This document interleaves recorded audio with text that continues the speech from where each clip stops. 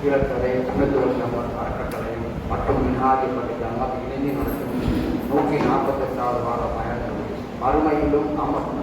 மறுமையிலும் தொடரும் அமலென்ற நல்லுடைய சிறப்பு ஆக்கப்பட்டிருக்கும் மௌலானா மௌலவி ஆதில் ஜனாப் நௌசாத் அலி ஆலிம் தாவூத் அவர்கள் இமாம் கம்யூனி பெரு தொழில் பள்ளி கீழக்கரை மற்றும் இங்கு வந்திருக்கும் ஜமாத் அனைவரையும் அன்புடன் வரவேற்கும் கீழக்கரை சுண்ணத்துவல் ஜமாத் அறக்கட்டளையும் மற்றும் மின்ஹாஜ் ஜமாத்தை இணைந்து அஸ்ஸலாமு அலைக்கும்.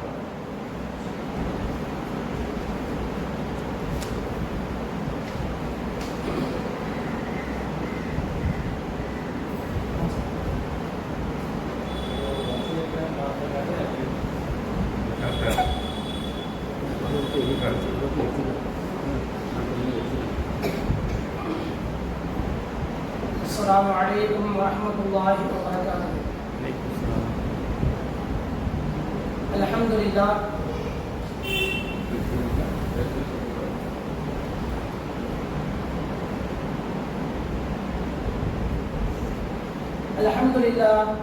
الحمد لله وكفى والصلاة والسلام على من لا نبي بعده. أما بعد فقد قال الله تعالى في القرآن العظيم والفرقان المجيد بعد أعوذ بالله من الشيطان الرجيم بفضل بسم الله الرحمن الرحيم. الرحمن علم القرآن خلق الإنسان. قال النبي صلى الله عليه وسلم خيركم من تعلم القرآن وعلمه. அளவற்ற அருளாளனும் நிகரற்ற அன்புடையுமாகிய அல்லாஹ்வின் திருநாமம் போற்றி எனது உரையை ஆரம்பம் செய்கின்றேன். புகழ் அனைத்தும் அல்லாஹ் ஜல்ல ஷானஹு தஆலாவிற்கு உரித்தானது.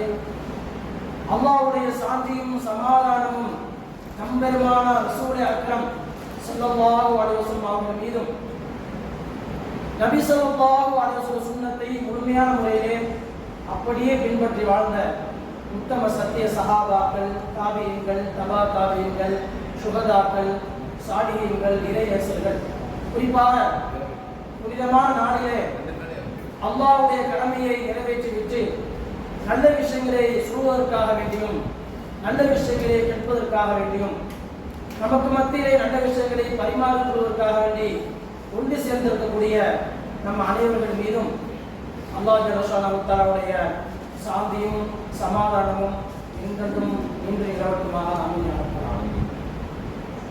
சங்கீதிக்கும் கண்ணியத்திற்குரிய அல்லாஹ் நல்லடியார்களே, அல்லாஹ்வுடைய கிருபையை கொண்டு நமது கீழக்கரை சுன்னத்துல் ஜமாத் அறக்கட்டளை மற்றும் மின்ஹாஜ் பள்ளி ஜமாத் இணைந்து நடத்தும் 148வது வார பயான் மஜ்லிஸுடைய நிர்வாகிகளே, பொறுப்புதாரிகளே, உறுப்பினர்களே, மின்ஹாஜ் பள்ளியுல் ஜமாத்தினுடைய பொறுப்புதாரிகளே, நிர்வாகிகளே, இங்கு வந்திருக்கக்கூடிய உங்கள் அனைவருக்கும் திரும்பவும் என்னுடைய சலாம், அஸ்ஸலாமு அலைக்கும் வரஹ்மத்துல்லாஹி வபரகாத்துஹு என்ற சலாமை காண்கிறேன். சங்கைக்குரியவர்களே, அல்லாஹ்வின் நல்லடியார்களே, நபி ஸல்லல்லாஹு அலைஹி வஸல்லம் கூறுகிறார்கள், குலிகுது துன்யா வ குலிகுதும் லில் ஆখিরা. நீங்கள் மறுமைக்காக படைக்கப்பட்டிருக்கிறீர்கள். இந்த உலகத்தில் உள்ள எல்லா வஸ்துக்களும், இந்த உலகத்தில் உள்ள எல்லா படைப்பினங்களும் உங்களுக்காக படைக்கப்பட்டுள்ளது. ஆனால் நீங்கள் மறுமைக்காக படைக்கப்பட்டுள்ளீர்கள். அந்த அடிப்படையிலே குர்ஆன் ஷரீஃபில் அல்லாஹ் வசனத்திலே கூறுகின்றான், வஅபுது ரப்பக ஹத்தா யஅதியகல் யகீன்.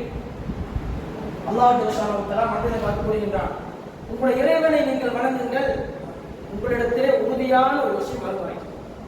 ஹத்தா யஅதியகல் யகீன். யகீன் என்று சொன்னால் அரபி லுகத்திலே, அரபி அகராதியிலே உறுதியான விஷயம், உறுதி மிக்கது, உறுதியான காரியம் என்பதாக விளக்கங்கள் சொல்வார்கள்.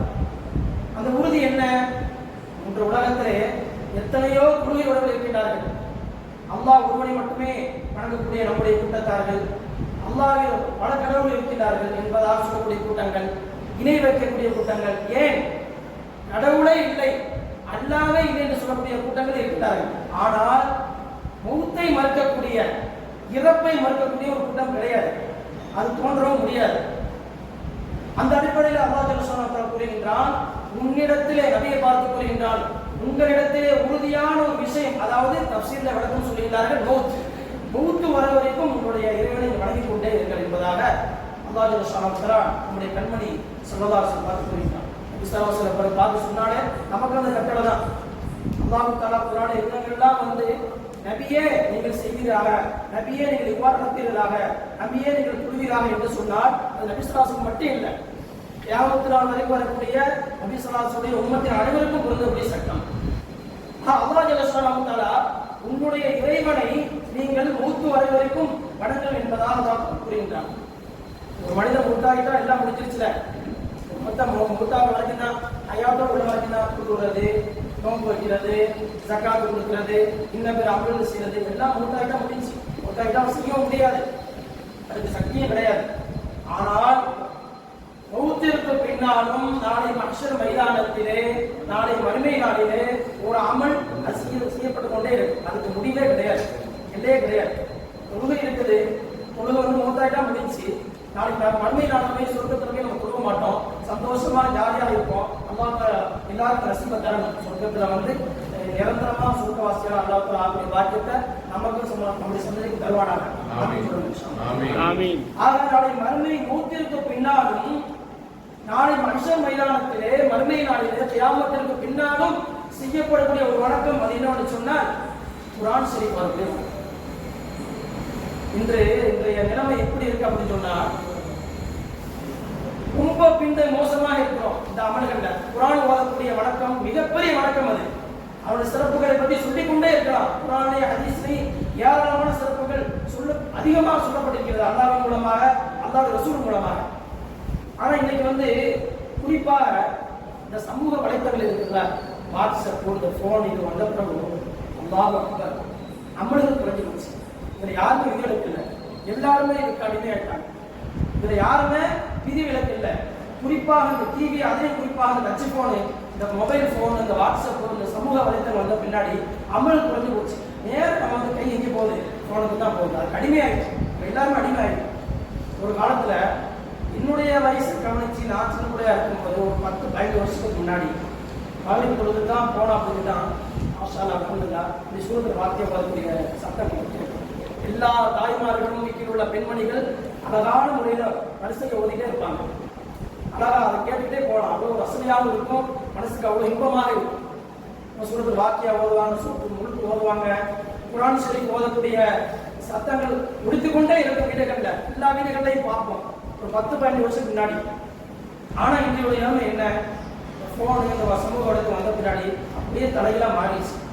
சீரியல், தொடர்ச்சியாக நாடகங்கள், டிவிகளில் ஒளிபரப்பக்கூடிய தொடர் நிகழ்ச்சிகள், இதெல்லாம் என்ன செஞ்சிச்சுன்னா நம்முடைய வணக்க வழிபாடுகள், குறிப்பாக குர்ஆன் ஷரீஃப் ஓதக்கூடிய வணக்கம் அளவே இல்லாமல் போயிடுச்சு. இதில் யாருமே விதிவிலக்கு இல்லை. சங்கியக்குரியவர்களே, குர்ஆன் ஷரீஃப் என்பது மிகப்பெரிய ஒரு வணக்கம். அதனால மறுமையிலும் அல்லாஹ்வுடைய சன்னிதானத்திலே ஹாஃபிகள் ஓதி காட்டுவார்கள். இன்னைக்கு நம்ம பார்க்குறோம், அல்லாஹ்வுடைய பேர் கொண்டு கீழக்கரை மிக பேர் பெற்ற ஒரு ஊர், அதிகமான வழிமார்கள் பிறந்து வழிமார்கள் வாழக்கூடிய ஒரு ஊர். நம்ம தமிழ்நாட்டில் வேலூர் பாக்கியாத்து மதரசா, அதான் தாய் மதரசா சொல்லுவோம். அது பாக்கியாத்து சுவாரியா, பாக்கவி பட்டம் வாங்கிக்கிறாங்க, பாக்கவி நீங்கள் கேள்விப்பட்டிருக்கீங்க. அந்த பாக்கியாத்து மதரசா தான் தமிழ்நாட்டிலே தாய் மதரசான்னு சொல்லுவாங்க. ஆனால் அதுக்கெல்லாம் முன்னாடி உருவாக்கப்பட்ட மதரசா நம்முடைய அவசிய மதரசா. தமிழ்நாடு தாய் மதரசா பாக்கியத்துன்னு சொல்லுவாங்க. ஆனால் அதுக்கெல்லாம் முன்னாடியே ஆரம்பிக்கப்பட்ட மிகப்பெரிய மகான்களினால் உருவாக்கப்பட்ட ஒரு மதரசா அவசிய மதரசா. மிகப்பெரிய கல்விமான்கள், மிகப்பெரிய வழிமார்கள், மிகப்பெரிய மகான்கள் ஓதிய மதரசா. சாதாரண ஊரில் நம்ம ஊர் மிகப்பெரிய பெருமைக்கும் புகழுக்கும் ஒரு உருவான ஒரு சொந்தமான ஒரு ஊர். மிகப்பெரிய வழிமார்கள் இன்னும் வாழ்ந்துட்டு இருக்கிறாங்க. மிகப்பெரிய வழிமார்கள், உலகளவுல மிகப்பெரியமான வழிமார்கள் நினைச்ச ஊர். ஆனா இன்று நம்முடைய ஊருடைய நிலைமை என்ன, நம்ம மற்றவங்களுக்கு போக தேவையில்லை. ஊருடைய நிலைமை என்ன, போதை கஞ்சா, குறிப்பாக அந்த வாலிப பிள்ளைகள் இளைஞர்கள்ட்ட போதை கஞ்சா மிகப்பெரிய ஒரு சமூக சீர்கேடு ஏற்பட்டுச்சு. இதுக்கு என்ன அடிப்படை காரணம், குர்ஆனுடைய தொடர்பு அவங்கள்ட்ட கிடையாது.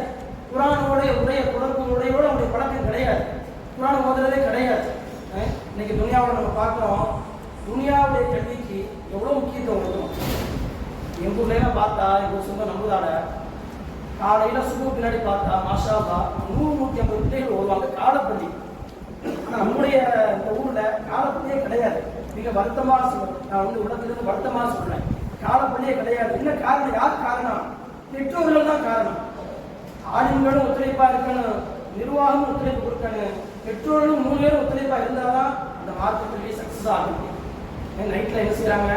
ஃபோனை பார்த்துட்டே இருக்கு, ரொம்ப நேரம் கழிச்சு தூங்குறாங்க. தூங்குறது கிட்டத்தட்ட 1 மணி நேரமோ 2 மணி ஆகிடும். அப்படியே தெரு வழியாக நம்ம போனோம்னா எல்லா துறையிலையும் பார்த்தா நம்ம வயசு பிள்ளைகளும் நம்ம பசங்க என்ன செய்யறாங்க?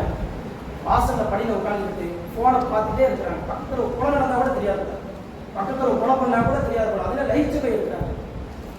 மாறி போய் கலாச்சாரம் மாறி போயிடுச்சு. நம்ம வந்து வருத்தப்படணும், கோலப்படணும். குர்ஆனுடைய தொடர்பு இன்னைக்கு நம்மகிட்ட கிடையாது. குர்ஆனுடைய தொடர்புடைய பழக்கம் நம்மகிட்ட கிடையாது. அல்லாஹ் ஜல்ல ஷானஹு தஆலா குர்ஆன் ஷரீஃபில் கூறுகின்றான், அர் ரஹ்மான் அல்லமல் குர்ஆன் ஹலக்கல் இன்சான். அல்லாஹ் ஜல்ல ஷானஹு தஆலா அர் ரஹ்மான் அல்லமல் குர்ஆன், குர்ஆனை கற்றுக் கொடுத்தேன், ஹலக்கல் இன்சான் மனிதனை படைத்தேன். இந்த வசனம் எப்படி வந்திருக்கணும்? தஃசீல சொல்றாங்க, அர் ரஹ்மான் அல்லமல் குர்ஆன். அல்லாஹ் ஜல்ல ஷானஹு தஆலா கிருபையாளராக இருக்கிற அல்லாஹ் ஜல்ல ஷானஹு தஆலா அல்லமல் குர்ஆன், குர்ஆனை நான் கற்றுக் கொடுத்தேன், ஹலக்கல் இன்சான் மனிதனை படைத்தேன் என்பதாக சொல்றாங்க. வசனம் எப்படி வந்திருக்கணும்? நான் மனிதனை படைத்தேன், அதற்கு பின்பாக குர்ஆனை கற்றுக் கொடுத்தேன் என்பதாக இந்த வசனம் வந்திருக்கிறது. தஃசீல சொல்றாங்க விளக்க இமாம்கள், அல்லாஹ் ஜல்ல ஷானஹு தஆலா இந்த வசனத்தின் மூலமாக சொல்லக்கூடிய விஷயம் என்னவென்று சொன்னால், குர்ஆனை கற்றுக்கொள்வதற்காகவே நான் மனிதனை படைத்தேன். வமா ஹலக்கத்துல் ஜின்ன வல் இன்ஸ இல்லா லியஅபுதூன், மனித வர்க்கத்தையும் ஜின் வர்க்கத்தையும் என்னை வணங்குவதற்காக வேண்டிய நான் படைத்தேன் என்பதாக இன்னொரு வசனத்தில் கூறுகிறார். அந்த அடிப்படையில் குர்ஆனை மனிதன் கற்றுக்கொள்ள வேண்டும் என்பதற்காக வேண்டிய நான் மனிதனை படைத்தேன் என்பதாக அல்லாஹ் ஜல்ல ஷானஹு தஆலா கூறுகிறார். அங்கே கூறுகிறார், குர்ஆனுடைய அமல் இருக்குது, சாதாரண அமல் இல்லை, லேசாக நினைக்கிறார். அதோட சிறப்புகள் ஏராளம். குர்ஆன் ஹதீஸ் ஒரு எழுத்து ஓதுனா 10 நிமிடம் எல்லாருக்குமே தெரியும். ஹதீஸ் கேள்விப்பட்டிருப்போம். அலிஃப் லாம் மீம் ரஹ்மான் ரஹீம், அலிஃப் லாம் மீம். இப்போ நல்லா நினைச்சிருச்சு. அலிஃபுக்கு 10 நன்மை, லாமுக்கு 10 நன்மை, மீமுக்கு 10 நன்மை.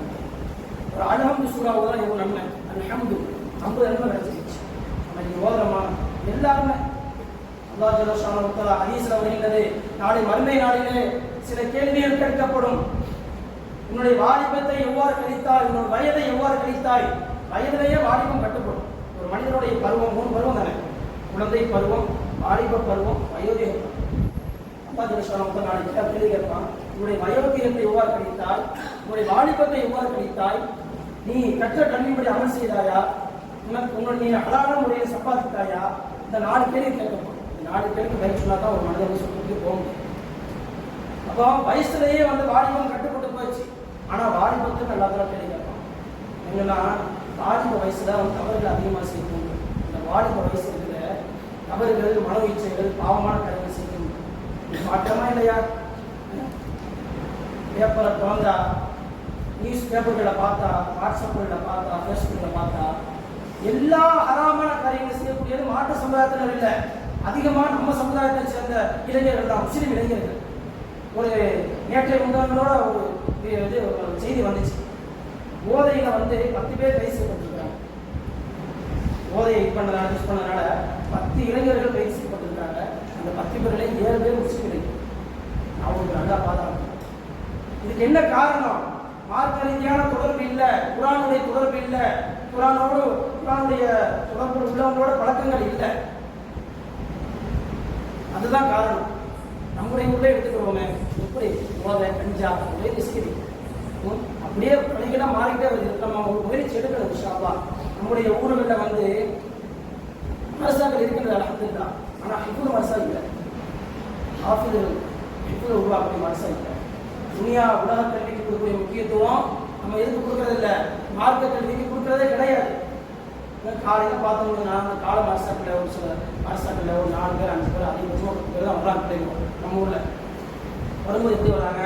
தலையில் தொப்பி இருக்காது. சில பிள்ளைகள் எப்படி வர்றாங்க? டிஷர்ட் போட்டுக்கிட்டு இப்படி வர்றாங்க. கேட்டால் பெரும்பாலும் யாருக்கிட்ட ஸ்கூலுக்கு ரெடியாக இல்லை, பள்ளிக்கு வர்றாங்க. வந்து ஒரு கொஞ்ச நேரம் தான் இருக்கிறாங்க, ஓதிக்கு போயிடறாங்க. ஸ்கூலுக்கு போகணும் ரெடியாக அவங்க போகிறாங்க இல்லையோ, அங்கேருந்து பேரண்ட்ஸ் வர்றாங்க. வந்து என் பிள்ளை சீக்கிரம் அனுப்பி கொடுக்குறாங்க சார், ஓதி கொடுத்து அனுப்பி கொடுக்குறேன் ஸ்கூலுக்கு ரெடியாக. அப்போ துனியாவுடைய கல்வியை நம்ம வந்து முக்கியத்துவம் கொடுக்குறோம். துனியாவுடைய கல்வி படிக்க வேணாம்னு நான் சொல்ல வரல. துனியாவுடைய கல்வி நமக்கு தேவையான ஒரு விஷயம், முக்கியமான விஷயம் தான். அதுக்கு கொடுக்கக்கூடிய முக்கியத்துவம் மார்க்க கல்விக்கு ஏன் முக்கியத்துவம் கொடுக்கப்படுறதில்லை? நம்ம அதை வந்து இழிவாக நினைக்கிறோமா, அதை கேவலமாக நினைக்கிறோமா? சிந்தித்து பார்க்கணும். நம்மளாம் இது ஒரு வேண்டுகோளாக நான் வைக்கிறேன். கிழக்கிறை சுன்னத்துல் ஜமாத் அல்ஹம்துலில்லாஹ் தொடர்ச்சியாக இந்த பயானுடைய நிகழ்ச்சி மக்களுக்கு மத்தியிலே மார்க்க விஷயங்கள் எடுபட்டு அவங்களும் அமல் செய்கிற உன்னதமான நோக்கத்தில் நீங்க வந்து ஏற்பாடு பண்றீங்க. நீங்க இன்ஷா அல்லாஹ் இந்த ஸ்டெப்பை எடுக்கணும். இன்ஷா அல்லாஹ் இந்த சில மாசம் ஊர்ல ஹிப்து மர்சத்தை உருவாக்கணும். காலை பள்ளியை வந்து எல்லா பள்ளிகளையும் உருவாக்கணும். அதிகமான பிள்ளைகளை பெற்றோர்களை சந்திச்சு அவங்க மார்க்க விஷயம் எடுத்து சொல்லி காலை பள்ளிகளில் பள்ளி நிரப்பி வழியும். இன்ஷா அல்லாஹ் பிள்ளைகள் வந்து ஓதணும். இவங்க எப்படி ஸ்கூலுக்கு போறாங்களோ அதே மாதிரி இதுக்கு மாஸ்டர் வரணும். ஸ்கூலுக்கு எப்படி யூனிஃபார்மாக போறாங்களோ இல்லையா, பள்ளிக்கு வரும்போது ஒரு தொப்பியை போட்டு ஒரு சங்கையான முறையில் சட்டை அடைஞ்சு துடுத்துட்டு ஒரு சங்கையான முறையில் வர முடியல. நம்ம வந்து யாரையும் குறை சொல்லலாம்னு சொல்லலை. சில மாஸ்டர்லாம் நம்ம போயிருக்கிறோம். சுன்னத்துல் ஜமாத்துக்கு அப்பாற்பட்ட மாஸ்டருக்கு போனால் அதையில் தொப்பி இல்லை, எந்த ஊர் எந்த மாதம் சொல்ல விரும்புகிறேன். நான் சில மாதங்களை வந்து போகிற இடங்களை அப்படி ஃபாலோ பண்ணேன். என்ன அப்படின்னு சொன்னால் தொப்பி கிடையாது, குரானே கையில் இல்லை, என்ன ஓதி கொடுக்குறான்னு தெரியல, குரானே இல்லை. அதில் ஓதுன ஒரு சில பிள்ளைகள் என்கிட்ட வந்து ஓதலாங்க. என்னோட வீடுகளில் மாதம் வந்து ஓதும்போது வந்து அந்த பசங்களுக்கு மற்ற இடத்துல தெரியல, அதுதான் சொல்லுவாங்க. அப்போ தன்னுடைய தவறான வஹாபியான கொள்கைகளை சொல்வதற்காகவே மாசம் வச்சிருக்காங்க. அந்த மாசம் வச்சிருக்காது, பகிரங்க மாசம் சுன்னத்துல் ஜமாத் மாசத்துல 2 மாசம் நடக்குதோ சிறப்பா இங்கே சேருங்க. இந்த வஹாபியத்தான மாசத்துல சேர்க்காது, அவங்க கொள்கை தான் சொல்றாங்க. ஒரு ஸ்கூலுக்கு போறோம் போது இது ஒரு யூனிஃபார்ம், ஒரு ஆடி ஒரு ஹாஃபியோட யூனிஃபார்ம் என்ன, தொப்பி ஜிப்பா தாடி அவங்களோட யூனிஃபார்ம். அது ஒரு ஸ்கூல்ல உள்ளவங்க எப்படி இருப்பாங்க, ஒரு போலீஸ் அந்த ட்ரெஸ் போட்டாதான் போலீஸுக்கு தெரியும், ஒரு வக்கீல் அந்த கருப்பு கோட்டை போட்டாதான் வக்கீலுக்கு தெரியும். அவங்கவுங்க அந்த துறையில உள்ளவங்க அந்த துறைக்கு அந்த ஆடை என்னவோ அதை அணிஞ்சா தான் அவங்க இன்னமும் கண்டுபிடிக்க முடியும். அதே மாதிரி ஒரு ஓதக்கூடிய மாணவர்கள்னா தலையில தொப்பி இருக்கணும், அவருக்கு வந்து அழகான சட்டை போட்டிருக்கணும், ஜிப்பா போட்டிருக்கணும், வெள்ளை கை கொடுத்துருக்கணும். எங்களுக்கெல்லாம் வந்து காலையில யூனிஃபார்மோட தான் வரணும். இப்படி ஸ்கூலுக்கு வந்து யூனிஃபார்ம், ஒவ்வொரு ஸ்கூலுக்கும் ஒரு யூனிஃபார்ம் இருக்குதா இல்லையா, அதே மாதிரி கால மாதம் தொப்பி சட்டை, சில பேர் வந்து ஜிப்பா போட்டுருக்கான்னு எங்கள் உஸ்தாத் வந்து கண்டிப்பாக ஆரம்பிச்சிருக்காங்க. நம்மளாம் ஓதும்போது அதோட இது வந்து குரானை வந்து மேலே வச்சு வர சொல்லுவாங்க. அசத்து குரானை வந்து மேலே வச்சு வர சொல்லுவாங்க. ஏன்னா எல்லாத்துக்கும் மேலே குரான் சொல்லி தான் குரான் மேலே வேதாம் கதையை வச்சு மேலே கதையில் குரானை வச்சு நாங்கள் போய் சுப போராட்டி எங்கள் அசத்தை அடிப்பாங்க, ஒரு விஷயத்தை அடிப்பாங்க. மகளிர் பிறகு சொல்லிட்டு வார்த்தையை உதவி வர சொல்லி பேப்பர் எழுதி சைன் வாங்கி வச்சுருவாங்க அம்மா அப்பாட்ட. இப்போ அந்த நடைமுறை இருக்குதா? செய்ய முடியல அனுசா அனுப்பி விட்டுருங்க. அது பின்னாடி அப்புறம் டியூஷன் போனேன், டியூஷன் போயிட்டு 9 மணிக்கு தான் வரேன், காலையில் அனுசா குரான் மட்டும் உதவி கொடுத்து அனுப்பி விட்டுருங்க. ஏன்னா என்னுடைய 8 மணிக்கு வந்து ரெடியாக்கி ஸ்கூலுக்கு அனுப்பணும். சங்கீதப்பிரியர்களே, இந்த துனியாவுடைய கல்வி அது தேவையில்லை என்று நான் சொல்லவில்லை. இந்த துனியாவுடைய கல்வி இந்த உலகத்தோடு அழிந்து செல்லக்கூடியது. இந்த உலகத்தை என்ன சொல்லுவோம், கலெக்டர் இன்ஜினியர் டாக்டர் பெருமையை பேசுவோம். ஆனா அல்லாஹ்வுக்கு எந்த மதிப்பும் கிடையாது, எந்த அந்தஸ்தும் கிடையாது. ஆனால் குர்ஆனை ஓதினால், குர்ஆனை மனனம் செய்த ஒரு ஹாஃபிஸினால், ஒரு ஆலிமினால் அல்லாஹ்விடத்தில் அந்தஸ்து இருக்கின்றது. அது வந்து இந்த உலகத்தில் மட்டும் கண்ணியமில்லை, நாளை மஹ்ஷர் மைதானத்திலும் அது வந்து சிறப்பிற்குரிய விஷயமாக குர்ஆன் ஹதீஸில் சொல்லப்படுகிறது. சங்கீதத்தில் 3 விஷயங்கள் ஹதீஸ்ல வருது, 3 அமல்கள் இருக்கின்றன. அந்த அமல்களை சும்மா பார்த்தாலே நன்மை. ஒரு அமல் இருக்குது, தொழுகை ஒரு அமல், அந்த தொழுகாத நன்மை. பள்ளியாசத்தை கொடுத்துட்டு இருக்கிறாங்க, புரியலை வெளியிருந்து பார்த்துட்டா நன்மை கிடைக்குமா? கிடைக்காது. நோன்பு இருக்குது, அந்த நோம்பை நம்ம நோட்டுறதான் நன்மை கிடைக்கும். பள்ளியாசல்ல நோம்பு இருக்கிறோம், நோம்பாளிகள் நோம்பு திறந்துட்டு இருக்கிறாங்க, அதை நம்ம வந்து வேடிக்கை பார்க்க நமக்கு நன்மை கிடைக்காது. ஆனா 3 அமல்கள், 3 காரியங்கள், 3 விஷயங்கள் அதை சும்மா பார்ப்பதற்கே நன்மை கிடைக்கும். அது என்ன அப்படின்னா, தன்னுடைய தாயை, நம்மை பெற்றெடுத்த தாயை முகமலர்ச்சியோடு சந்தோஷமான முகத்தோடு பார்ப்பதற்கே நன்மை கிடைக்கும். சும்மா வெறுமன கிளாஸோட முகத்தோடு முகமலர்ச்சியான சந்தோஷமான முகத்தோடு பார்ப்பதற்கு நன்மை கிடைக்கும். 2வது விஷயம், 2வது அமல், ஹஜ்ஜிற்கு சென்று காபத்துல்லாவை, அந்த காபத்துல்லாவை சும்மா பார்ப்பதற்கு நன்மை கிடைக்கும். 3வது குர்ஆனை குறந்து கலாசமா இல்லத்தோடு சும்மா வெறுமனை பார்ப்பதற்கு நன்மை கிடைக்கும். அப்ப வெறுமனை பார்ப்பதற்கே நன்மை கிடைக்கும்னா அது ஓதுனா எவ்வளவு நன்மை கிடைக்கும், அதை அப்படியே அமல் செஞ்சா எவ்வளவு நன்மை கிடைக்கும், அதை மனநம் செஞ்சா எவ்வளவு நன்மை கிடைக்கும். சங்கீதக்குரியவர்களே, நம்ம வந்து இதை வந்து அதிகமான முயற்சி எடுக்கணும். அப்ப நபி ஸல்லல்லாஹு அலைஹி வஸல்லம் சொன்னாங்க, 3 விஷயங்கள், 3 காரியங்கள் வெறுமனை பார்ப்பதற்கே நன்மை கிடைக்கும். 1, நம்முடைய தாயை முகமலர்ச்சியோடு சந்தோஷமான முகத்தோடு பார்ப்பதற்கு நன்மை கிடைக்கும். இரண்டாவது, ஹஜ்ஜிற்கு சென்று காபத்துல்லாவை பார்ப்பதற்கு நன்மை கிடைக்கும். மூன்றாவது, குரானை தொடர்ந்து வெறுமனை சும்மா இஸ்லாசன உங்களோடு பார்ப்பதற்கு சங்கேதிக்கிறார். குரானை அதையும் ஓதிக்கிட்டே இருக்கணும். சஹாபாக்கள், தாபியங்கள், பெரிய பெரிய இமாம்கள் ஓதிக்கிட்டே இருப்பாங்க. ஒரு மாசத்துல ஒரே இரவுலேயே பல சஹாபாக்கள் ஒரே இரவுலேயே குரான் ஷரீஃபை ஓதிய விஷயங்கள் எல்லாம் நாம் கிதாபுகளிலே பார்க்கிறோம். ஒரே இரவுலே ஓதிக்கிட்டே இருப்பாங்க. இஸ்லாத்தோட இரண்டாம் ஹலீஃபா உமர் ரலியல்லாஹு அன்ஹு சொல்றாங்க, குரான் ஓதாத நாள் என்னுடைய வாழ்க்கையிலே கெட்ட நாள். நம்ம அப்படியே நினைக்கிறோம், நீ சம்பாதிக்க போவாட்டி நம்மளுடைய வாழ்க்கை என்ன ஆக போகுது தெரியலையே, நமக்கு ரிஸ்க் இல்லையே, நம்ம என்ன செய்ய, நம்மளுடைய நிலைமை என்ன ஆக போகுது தெரியலையே அப்படின்னு நினைக்கிறோம். உமர் இதை சொல்றாங்க, குரான் ஓதாத நாள் என்னுடைய வாழ்க்கையிலே கெட்ட நாள். பெரும்பெரும் சஹாபாக்கள், பெரும்பெரும் தாபியங்கள் எல்லாருமே குரான் ஷரீஃப் ஓதக்கூடிய வழக்கத்தில் ரொம்ப ஈடுபாடாக இருந்தாங்க, ஓதிக்கிட்டே இருப்பாங்க. அதான் கிதாபுகளை இமாம்கள் எழுதி வைக்கிறாங்க, உன்னால் எவ்வளவு முடியுமோ தவறு பண்ணிக்கிட்டே இருங்க. 10 நாள் ஒரு குரான், முடிஞ்சா 7 நாள் ஒரு குரான், அதிகம் ரொம்ப குறைவாக 3 நாள் ஒரு குரான் ஷரீஃப். சஹாபாக்கள் ஒரே நேரத்தில் ஓதிக்கிறாங்க. நம்ம எத்தனை பேர் ஓதுறோம் குரான் ஷரீஃப்? எத்தனை பேர் ஓதுறோம்? வெளியில் சிறுவதற்கும் ஃபோனை பார்க்கறதுக்கும் இல்லை, அப்படியே நேரங்கள் போயிடுது. குரான் ஷரீஃப் ஓதக்கூடிய வழக்கம் எங்கேயுமே இல்லை. அதான் இந்த அத்தமாக்கியா ஓதும்போது கூட சில பேர் கேட்பாங்க, இந்த மாதிரி பள்ளியாசத்துக்கு நான் குரான் ஷரீஃப் ஓத போகிறேன், அடிச்சாங்க எங்கள் பாப்பா முட்டாயிட்டாங்க, அவங்க பேரால் அவங்க பள்ளியாசத்தில் நான் சொல்கிறது பள்ளியாசம் வைக்கிறது. பள்ளியாசம் யாரும் ஓதுறா? 10-15 வருஷம் முன்னாடி குரான் ஷரீஃப் ஓதக்கூடிய இந்த பழக்கங்கள் இருந்துச்சு. இன்னைக்கு யாரும் ஓதுறா? பார்வையாக தான் இருக்கு. குரான் ஷரீஃப் ஒரு பார்வைக்கு வைக்கப்பட்டிருக்கிறத யாருமே ஓதுறதே இல்லை. அதனால என்ன செய்யறது, நாங்கள் சொல்றது, யார் ஓதுவாங்களோ இந்த தொடர்போடு இருக்கிறாங்களோ அவங்கள பார்த்து தேடி போய்க்கோங்க. அப்போதான் அவங்க நன்மை கிடைக்கும். நீங்கள் பள்ளியாசம் வச்சா உங்கள் பாப்பாவுக்கு நன்மை சேராது, உமாவுக்கு நன்மை சேராதுன்னு சொல்லுவாங்க. எல்லாமே ஆகிடுச்சு. குரான் ஷரீஃப் என்பது மிகப்பெரிய வணக்கம். அதிலும் குறிப்பாக குரானை மனம் செய்வது இருக்கிறது, அது மிகப்பெரிய ஒரு அமல், மிகப்பெரிய ஒரு பாக்கியம். இந்த பாக்கியம் எல்லாத்துக்குமே கிடைக்காது. கல்விக்கு வயசு கிடையாது. எல்லாரும் என்ன நினைக்கிறோம் அப்படின்னா, வயசு போயிடுச்சு, 60 வயசு ஆயிடுச்சு, 70 வயசு ஆயிடுச்சு, நம்மளால எப்படி குரான் ஷரீஃப் ஓத முடியும், நம்மளால பார்த்து ஓத முடியுமா, நம்மளால மனப்பாட முடியுமா? முடியும். காயப்பட்டணும், நான் கேள்விப்பட்டிருக்கேன். காயப்பட்டதுல 62 வயசு 72 வயசு ஒரு முதியவர், வயசானவங்க ஹாஃபிதா இருக்கிறாங்க.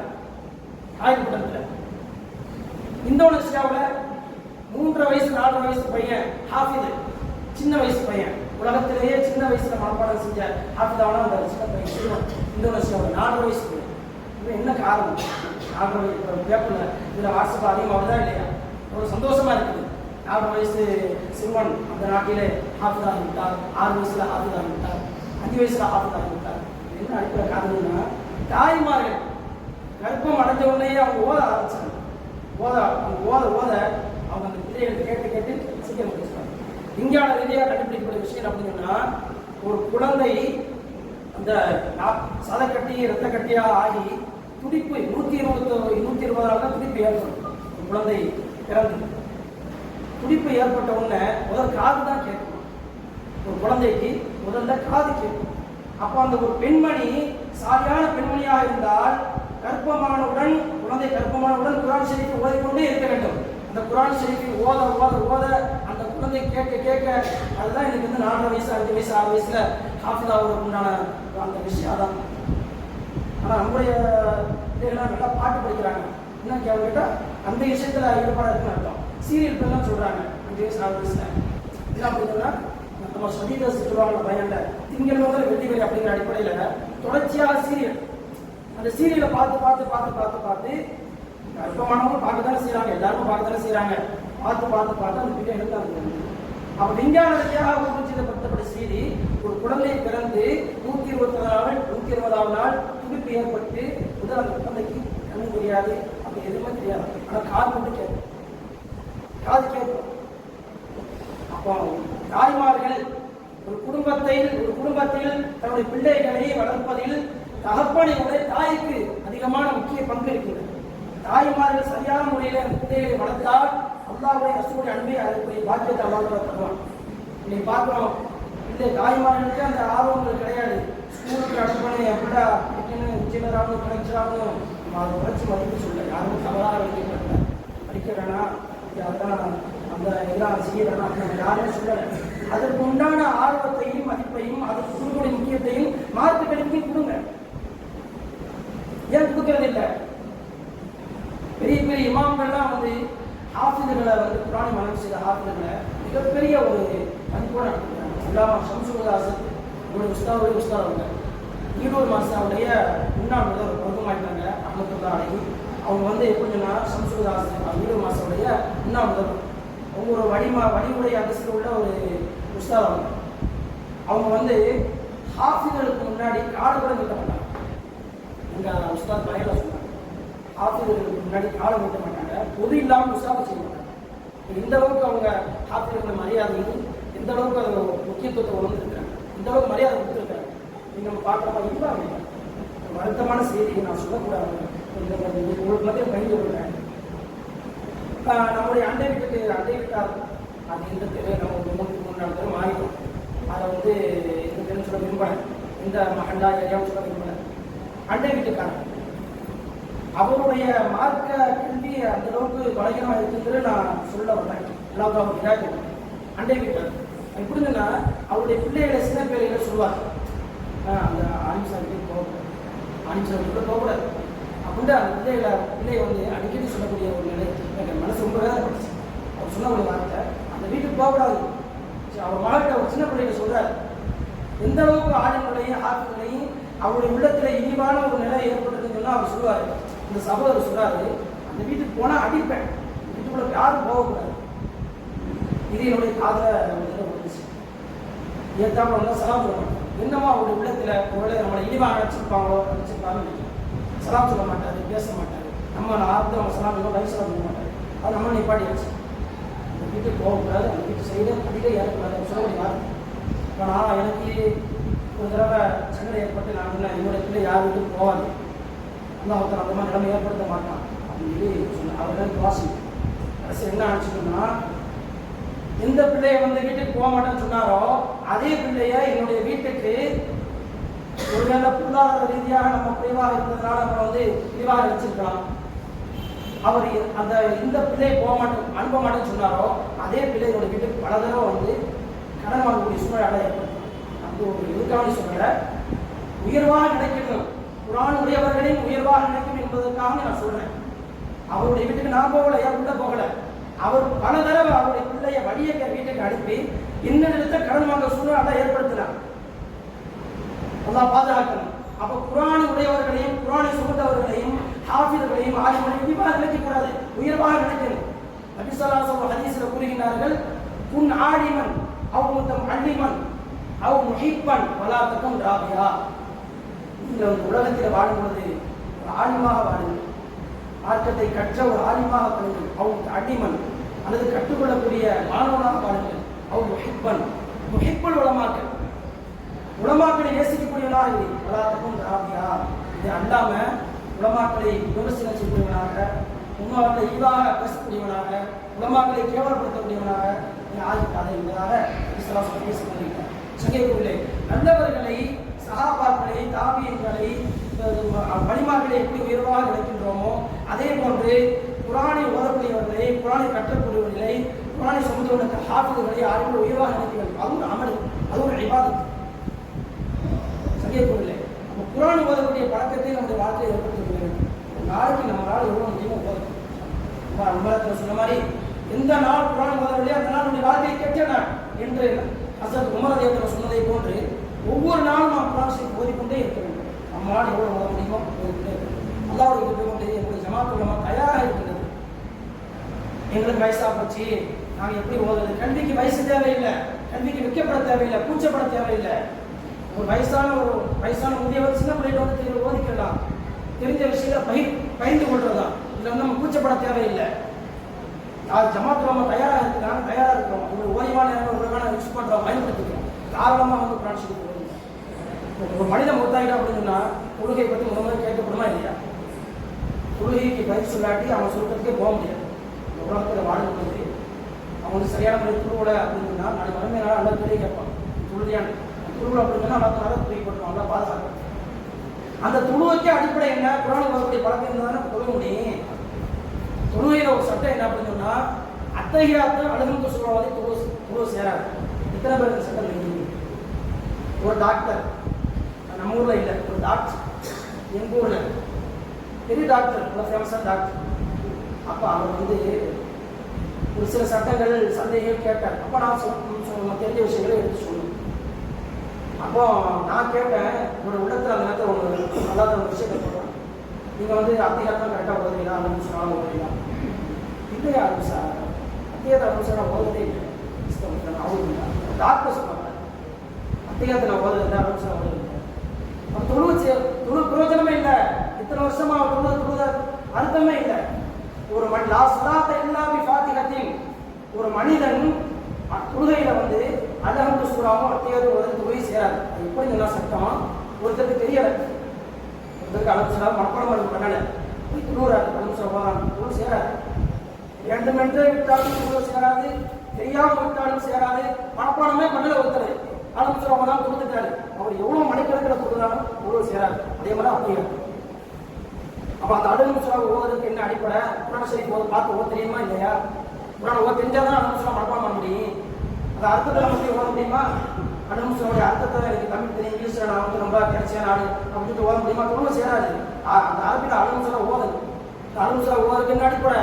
குர்ஆன் ஷரீஃப் பார்த்து ஓத தெரியணும். என்னுடைய உள்ளத்திலே கவலை இல்லை என்று சொன்னார். என்னோட உள்ளத்திலே யாருக்குமே வந்து குர்ஆன் வந்து பார்த்து ஓத தெரியல அப்படின்னு சொல்லுவாங்க. அந்த நிலையை அல்லாஹ் உருவாக்க ஆரம்பிச்சுட்டாங்க. அதுக்கு முன்னாடி முயற்சி நம்ம எதாவது பண்ணணும். யாருக்குமே குர்ஆனை மனப்பாடம் பண்ண முடியாட்டி பரவாயில்லை, என்னால் பார்த்து ஓத தெரியல அப்படிங்கிற நிலைமை இந்த விஷயத்தை யாருக்கும் சொல்லக்கூடாது. அல்லாஹ் அந்த மாதிரி சொல்லாத ஒரு நிலைமை எல்லாத்தையும் உருவாக்கணும். அதுக்கு அந்த அடிப்படை என்ன? குர்ஆனை பார்த்து ஓத தெரியணும். அதுக்கு என்ன செய்யணும்? ஆளுங்களை போய் ஆளுங்க அவங்க ஓதி கேட்கலாம். அதோட இப்போ வந்து மேலப்பூர் ஜமாத்தில் பதினெட்டு சுகதாக்கள் வாலிபத்திரகா அலியாசம் இருக்குல்ல, அங்கே வந்து ஒரு அறிவிப்பு செஞ்சு பின்னாடி அங்கே உள்ள இமாம் இருக்கிறாங்க, ரவுஃபானிசா, அவங்கள்ட்ட சொல்லி வயசானவங்க, வெளியவர்கள், இளைஞர்கள் யாருன்னா வந்து முகப்பெற ஓதலாம் அப்படின்னு அறிவிப்பு செஞ்சு அவங்கள்ட்ட வந்து பொறுப்பை ஒப்படைச்சு கடைசி யாரும் பொறுப்பு ஓதலை. அந்த படிப்போட மாற்றி மட்டும் ஓதுறாங்க. ஆன்சா நான் கேட்டேன், அன்சா இத்தனை பேர் வந்து ஓதுறாங்க, அப்படி நமக்கு சிறப்பான சேவையாக இருக்குது, எல்லாரும் சேவை கபல் செய்வாங்க அப்படின்னு இருக்கும்போது ஆன்சா போகிறாங்க ரவுஃபானிசா பள்ளி மாற்றி மட்டும் ஓதுறாங்க, அது கொஞ்சம் நேரம் தான் ஓதுறாங்க, யாரும் ஓதுறாங்க. அப்போ கல்விக்கு வந்து இஷ்டப்பட தேவையில்லை, வயசு இல்லை. நம்ம வந்து ஒரு இது பார்க்க தேவையில்லை, நம்ம போய் அவங்க ஓதுறது அப்படின்னு சொல்ல தேவையில்லை. அந்த குர்ஆனை ஓதக்கூடிய பழக்கத்தை நம்ம ஏற்படுத்திக் கொள்ள வேண்டும். குர்ஆனை பார்த்து ஓத தெரியாது. குர்ஆனில் எத்தனையோ வசனங்கள் இருக்குது, சரியா உச்சரிப்போட ஓதணும். குர்ஆனில் தர்ஜுமா நம்ம பார்க்குறோம், குர்ஆனில் தர்ஜுமா பார்க்குறோம், அதை பார்த்தா நம்மளால எழுத முடியாது.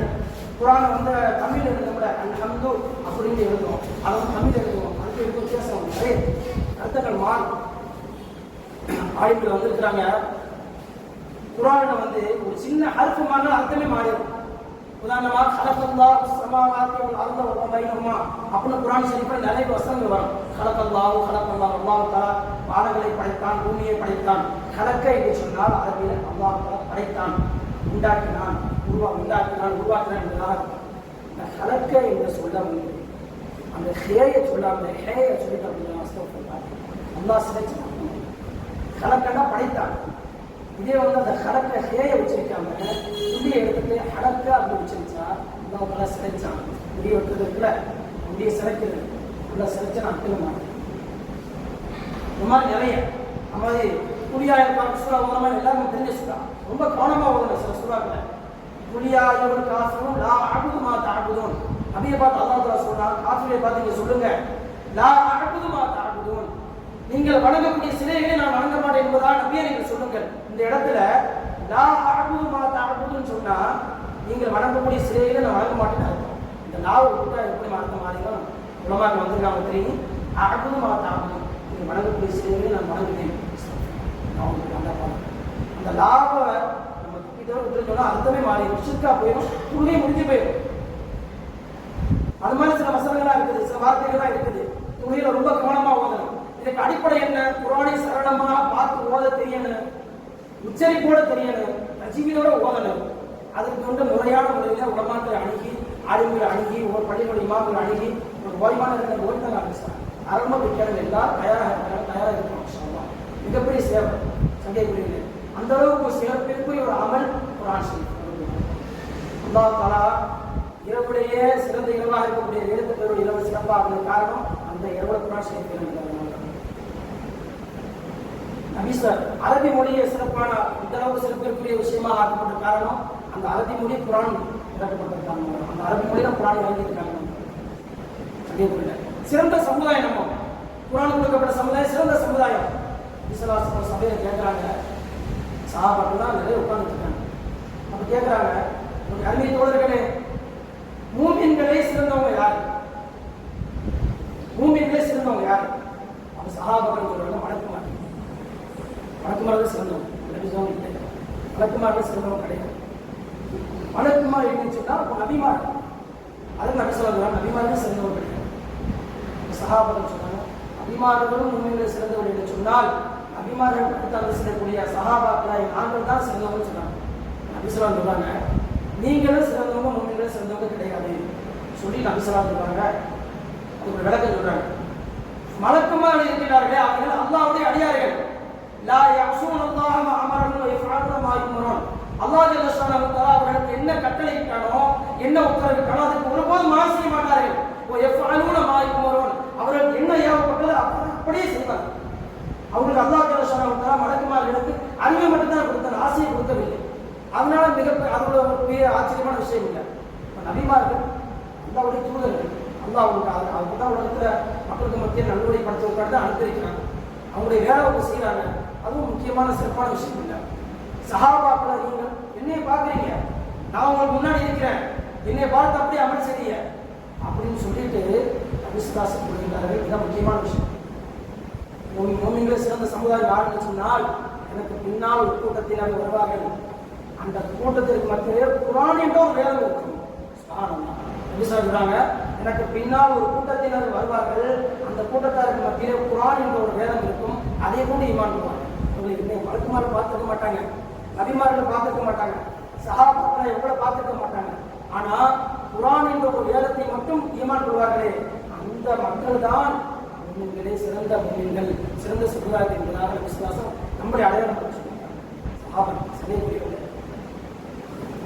மனித சமுதாயத்திலேயே அல்லாஹ்வுக்கு இத்தனையே படைப்புகளை படைச்சு கிட்டத்தட்ட 18,000 ஜீவராசிகள் படைத்தான் என்பதாக நம்ம படிக்கிறோம்.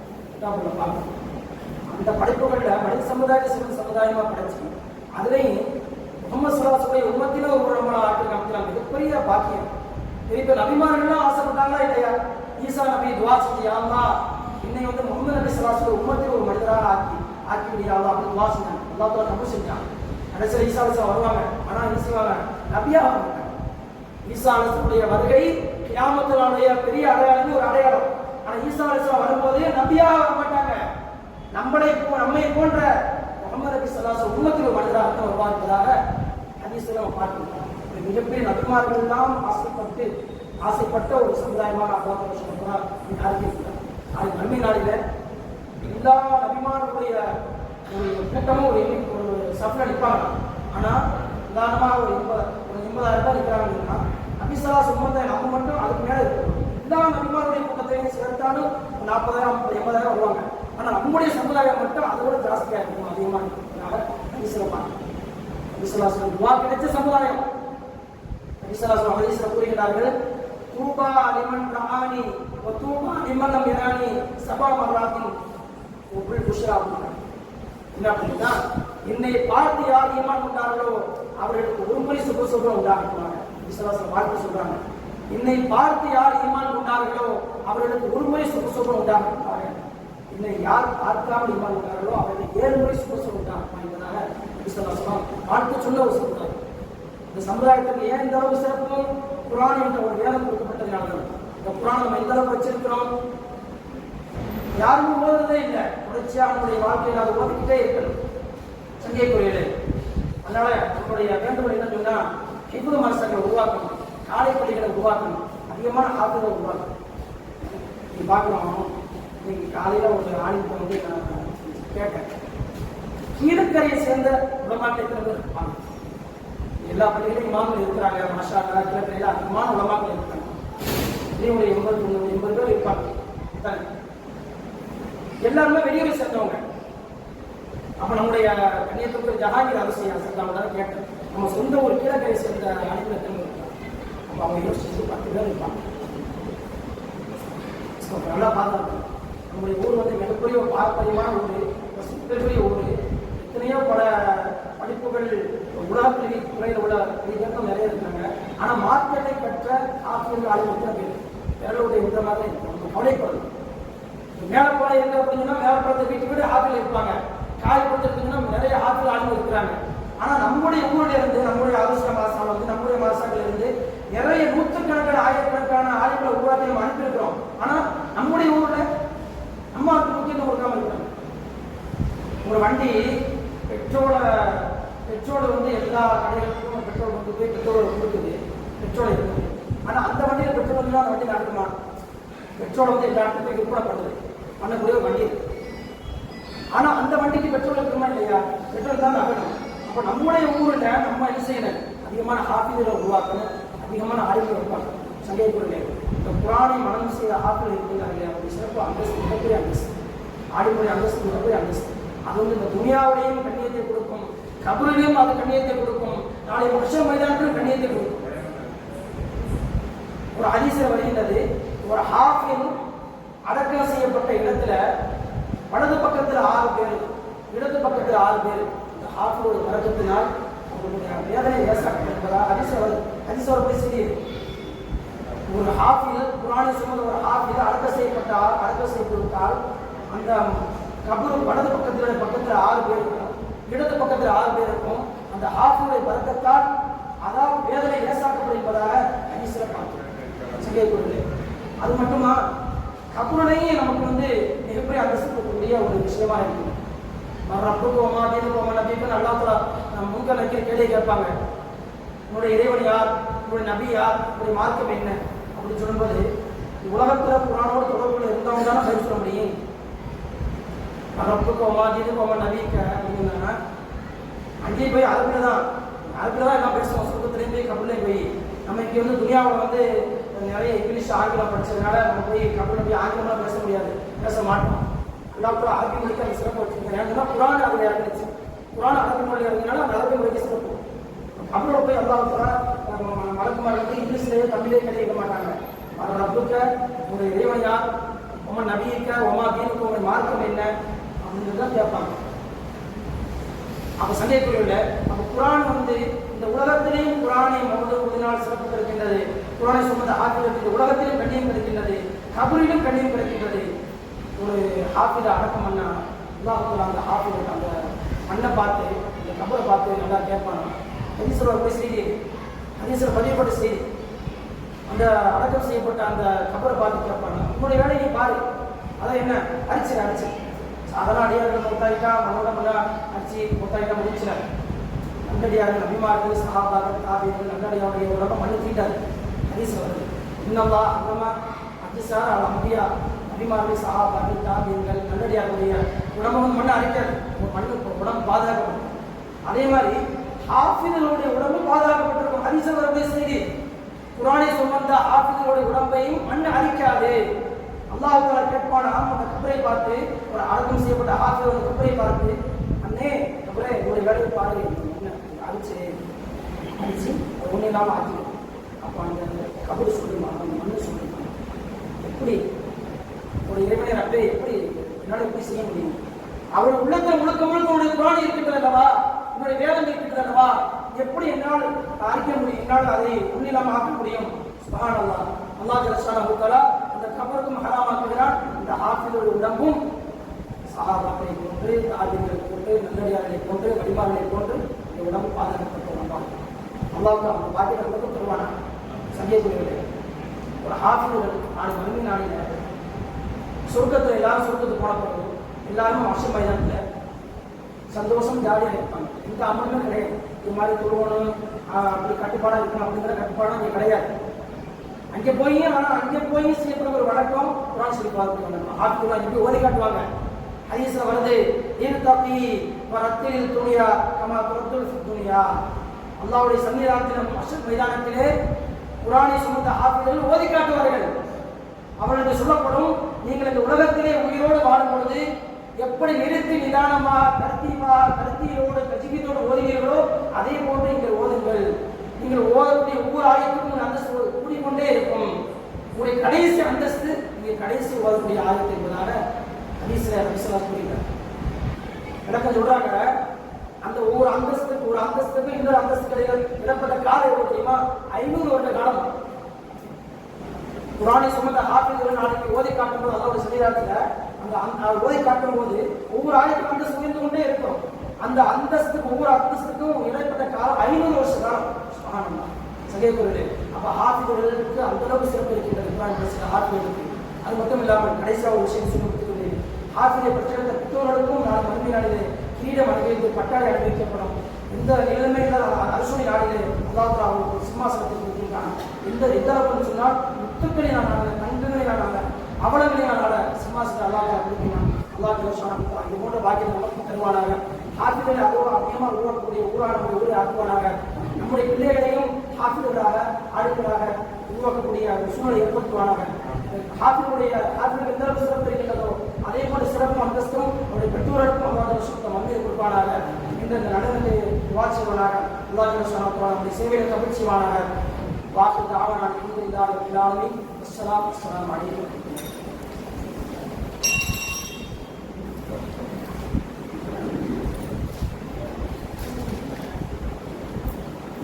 அஸ்ஸலாமு அலைக்கும். கீழக்கரை சுன்னத் வல் ஜமாத் அறக்கட்டளையும் மின்ஹாஜ் பள்ளி ஜமாத்தும் இணைந்து நடத்தி கொண்டிருக்கக்கூடிய இந்த 148வது வார பயான் மஜ்லிஸுக்கு வருகை தந்து சிறப்பித்த அனைத்து ஜமாத்தார்களுக்கும் அனைத்து பெரியோர்களுக்கும் நன்றியினை கூறிக்கொண்டு, மிக அருமையாக மறுமையில் தொடரும் அமல் என்று குர்ஆனை பற்றி நிச்சயமாக நம்முடைய இவர்களிடத்தில் ஆலிமவர்கள் சொன்னது போல நம்முடைய இல்லங்களுக்கு எடுத்து சென்று இந்த விஷயங்களை நாம் பரிமாறிக்கொள்ள வேண்டும். காரணம் என்னவென்றால், இளைய சமுதாயம் குர்ஆனுடைய வழிநடப்போடு அவர்கள் வளர வேண்டும் என்ற ஒரு கவலையை அவர்கள் இங்கே வைத்திருக்கின்றார்கள். அல்லாஹ் தஆலா அந்த கவலையை போக்குவானாக.